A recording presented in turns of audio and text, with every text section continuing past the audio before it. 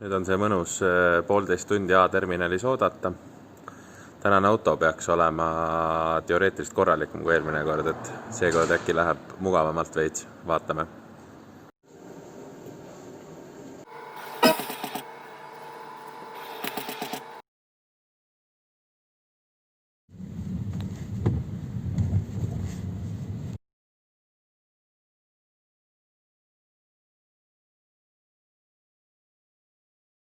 Tänane pill läks kohe käima ja üldse kõik super luks. Siin ta on.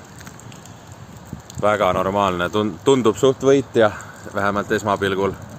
Aga varsti jätkame. Ebareaalne on see, et esimest korda Soomest ülipuhas auto. Nagu reaalselt seest on täiesti korras. Ja kõik on väga hästi sellega. Vahel peab vedama ka ja selle autoga kindlasti vedas. Tal on läbisõit on 191 000, tal on hooldusraamat kaasas. Näha on, et on hoitud, hooldatud, tehtud, möllatud, kõik asjad, mis vaja. Kulumisaste on selline, et seda polegi. Autosse istudes tundub nagu mingi 50-60 000 sõitnud auto oleks.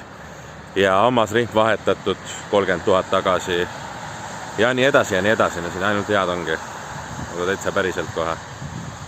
Et oleks automaat, siis ma tõenäoliselt võiks selle isegi endale jätta, kuigi mul on üldiselt 4 vedu vaja, aga jumala heali sõita sellega.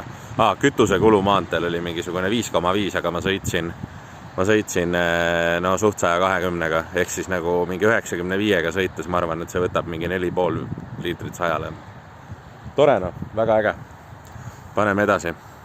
Kui kellelgi on huvi, äkki keegi on otsinud sellist Insigniat, siis kirjutage julgelt. Nagu ma arvasin, et ma arvan 2 nädala pärast saab seda autot, et jõulud tulevad vahele ja arvel on vaja võtta ja ülevaatusel käia ja nii edasi.